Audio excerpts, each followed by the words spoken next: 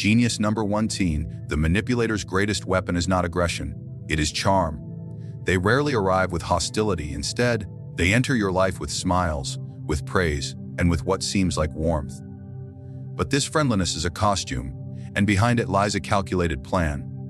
To outsmart such individuals, you must learn the art of decoding the contradictions between what they say and what their body reveals. Human communication is not built only on words. In fact, more often than not, truth slips through in subtle cues, those micro-expressions that flash for a fraction of a second before the mask returns. A person may say they are happy for your success, but their eyebrows betray tension. They may compliment you, but their lips twitch with contempt. These moments are brief, often no longer than 1/25th of a second, but they reveal everything. Your job is to slow down time mentally, to become hyper, aware of what most people never notice. A true tactician trains their eyes to detect the insincere. Watch the corners of the eyes during a smile. A genuine smile, what psychologists call a Detachment smile, engages the muscles around the eyes, causing crow's feet and a lifting of the cheeks. A fake smile only involves the mouth. Manipulators often forget that the face speaks too, and in this, they expose themselves. They say the right words, but the face lags behind in honesty. Also, observe the timing between words and expressions. When someone truly feels something, the emotion and the expression occur simultaneously. But manipulators fabricate their emotions. They craft them in reverse, attaching expressions to rehearsed words. That delay, even if it's only slight, is the crack in their armor. Genius number 20. In the game of manipulation, words are weapons, but silence is a far sharper blade. While manipulators craft sentences to trap you, to steer your perception, to create illusions of innocence or guilt, silence shatters their rhythm. It is the most underestimated strategy because it feels unnatural to most. People rush to fill silence, to explain themselves, to be understood, but those who wield silence with intention create a void that the manipulator cannot tolerate. When you remain silent, you remove their control of the conversation. They can no longer anticipate your reactions or gauge your emotional state. They are used to guiding others, to pulling emotional levers and observing the response. Your stillness denies them data. It unsettles them. They begin to fill the air themselves, not with strength, but with nervous energy. They over-explain, backtrack, or reveal what they originally intended to hide.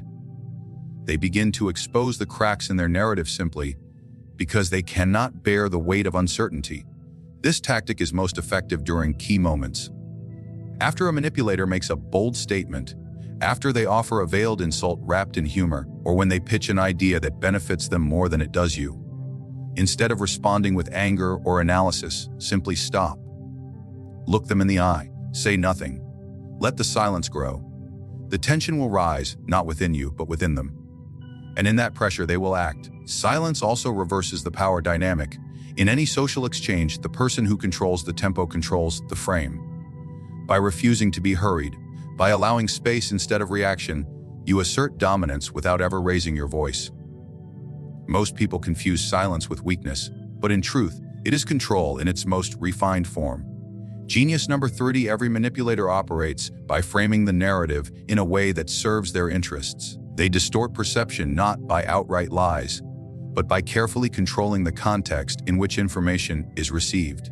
This is the battlefield of influence, not facts but frames. Whoever defines the frame controls what appears normal, what appears extreme, what seems acceptable, and what looks unreasonable. If you do not seize the frame first, you are already playing their game. Manipulators are masters at this. They'll position themselves as victims to justify aggression, as experts to dismiss your thoughts, or as your savior to gain your dependence. They use emotionally charged language, false dilemmas, and loaded questions to box you into reactions. If you respond within their framework, you validate their premise. You begin to defend instead of question. You try to prove innocence instead of asking whether guilt should even be assumed. This is where most people lose. To counter this, you must recognize the invisible scaffolding around the conversation. Ask yourself, who is setting the tone? Who defined the problem? Who chose the language we're speaking in? The moment you detect that the stage has been built without your input, stop and rebuild it. Reframe the conversation in terms that benefit you.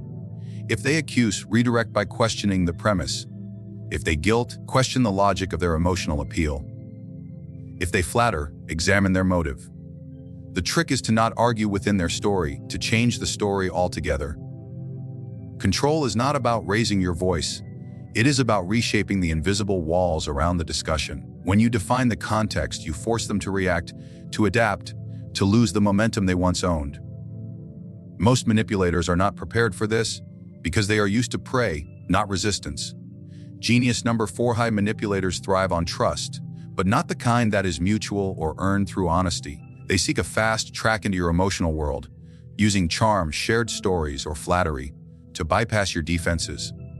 The moment you drop your guard, they begin their work gathering information, establishing leverage, or subtly bending your behavior. But what if you could reverse this process? What if you could mirror their tactics, reflect their energy, and gain their trust, while staying completely detached? Mirroring is a psychological technique rooted in social mimicry. It creates a sense of connection, of being seen and understood. People naturally like those who seem similar to them. A manipulator uses this to blend in, to mimic your speech patterns, body language, or values. But this technique works both ways. If you master mirroring with precision, you can gain their trust, disarm their suspicion, and gather intelligence on their methods, all without ever becoming vulnerable yourself. The key is in your mindset. You do not mirror because you want to connect. You mirror because you want control. Subtly reflect their tone, pace, and even their posture during interactions. Agree just enough to keep them comfortable. Respond with nods, not disclosures. Let them think the bond is forming. But while their guard lowers, your awareness should rise. Use this false intimacy to learn what drives them, where their weaknesses lie, and how they seek to influence you. What separates strategic mirroring from naive imitation is emotional distance. You remain internally cold while appearing externally warm. You let them believe they're guiding the interaction, but in reality, you are the one collecting leverage. When done correctly, this approach turns their strength into your tool. They unknowingly dig their own trench while believing they've recruited an ally. Genius number 50: manipulators rely on patterns. They don't operate randomly, they build routines of influence.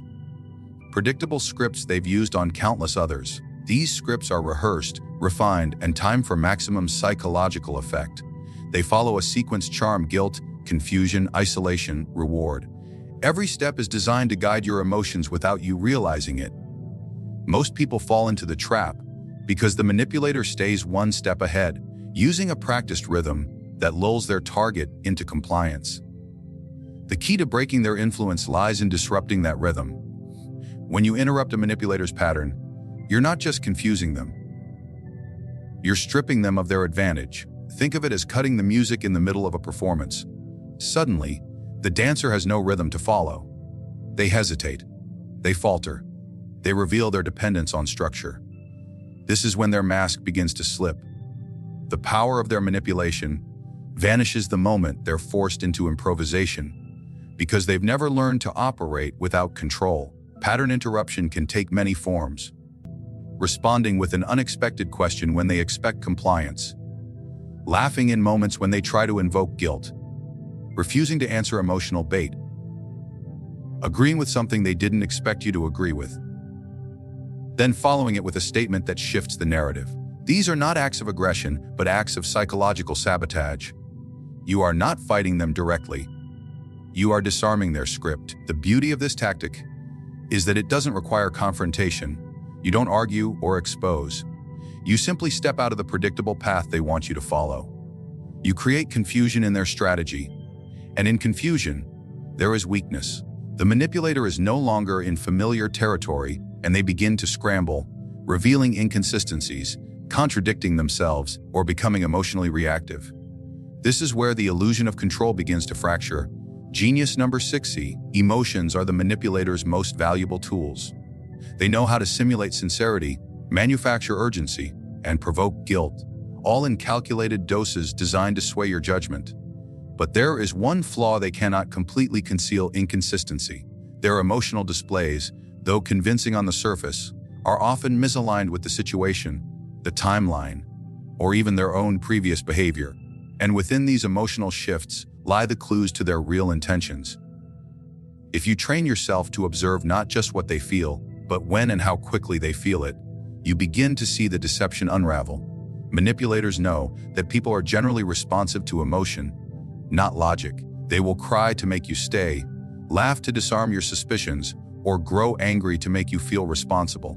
But these emotional plays are not genuine reactions. They are performances. The trick is to catch the lag between the stimulus and the response. Genuine emotion is fluid and gradual. Manufactured emotion is abrupt and strategic. A person who goes from calm to enraged in an instant, back to calm just as fast, is not expressing. They're acting. Also observe how their emotions track with reality. Do they show sadness only when they're losing control? Do they express happiness only when they're gaining influence? Watch for moments when their emotion seems convenient, too perfectly timed, or oddly exaggerated for the circumstances. These are not authentic human responses. They are tactics meant to pressure, distract, or manipulate the environment to their benefit. Emotional misdirection is especially dangerous because it creates confusion. You start to question your own instincts. That's the manipulator's goal, to keep you off balance while they assert control. But once you develop an emotional radar, once you see the performance instead of feeling the emotion, you remove their ability to control you through sentiment. Their power begins to collapse the moment their emotion loses its credibility in your eyes. Genius number 7A. One of the most effective ways to dismantle manipulation is not through direct confrontation, but through deliberate ignorance. Not genuine ignorance, strategic ignorance. This is the art of appearing unaware while seeing everything. Manipulators rely on immediate emotional responses to gain leverage: anger, defensiveness, panic, or guilt. When you refuse to react, when you play the fool while quietly collecting information, you turn their tactics against them. You allow them to become overconfident, to reveal more, to overplay their hand, all while believing they're in control. By acting as if you don't notice their subtle digs, their baiting, their passive aggression, you rob them of satisfaction. You starve them of feedback, and without feedback, they begin to doubt the effectiveness of their own game. This silence creates a vacuum that breeds uncertainty in their mind. The manipulator starts wondering, did their tactic fail, or did you see through it?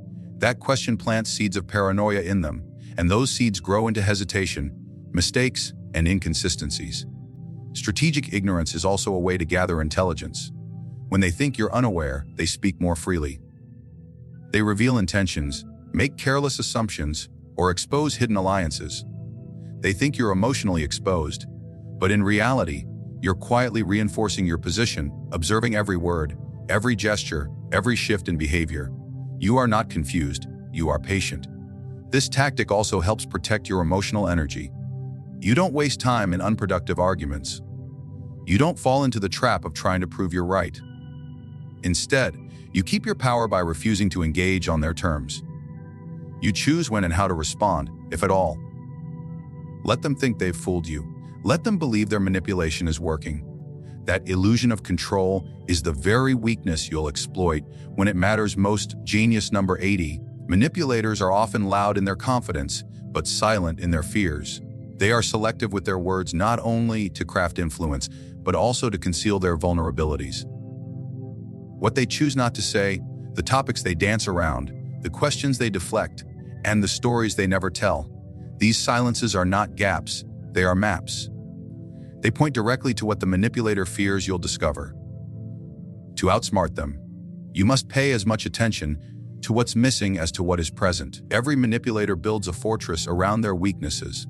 These weak points could be past betrayals, unearned power, hidden insecurities, or even shameful truths they've buried under layers of distraction. But even the most skilled deceiver cannot fully erase the outline of what they're hiding. Their avoidance is the outline. Watch how they change the subject when a particular name comes up. Observe how they rush past certain details when telling a story. Pay attention to the phrases they repeat, because repetition often hides something they're trying to convince themselves of. Silence, when paired with tension, is revealing. If their tone suddenly flattens or their body language closes when a particular theme arises, that's not a coincidence. It's a reflex. a defensive signal that you've brushed against something sensitive.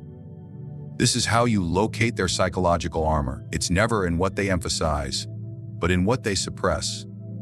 Once you've identified the blind spot they protect, you gain a significant strategic advantage. You know where they are most insecure and where they are least likely to manipulate with confidence.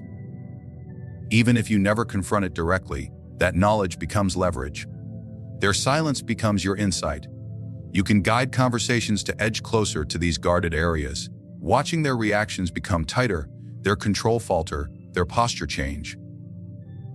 Their attempts to steer the interaction will become less fluid, more desperate, more reactive, because now you are circling their hidden fear, and they know it. Genius number 90. The final and most devastating move against a manipulator is not confrontation, not exposure, and not revenge. It is withdrawal. The manipulator's power depends entirely on your participation. They can only twist what you give them. Your attention, your emotions, your reactions. These are the raw materials they sculpt into influence. But once you remove yourself from their arena, their strategy collapses. The most powerful counter move is to exit without explanation, without apology, without a trace of the emotional residue they expected to feed on. Manipulators escalate their tactics when they sense they're losing influence. They will grow more charming, more aggressive, more urgent, whatever it takes to keep you entangled. They want you to respond. They want you to justify, defend, or plead. They want you to stay engaged because engagement is dependence, and dependence is leverage.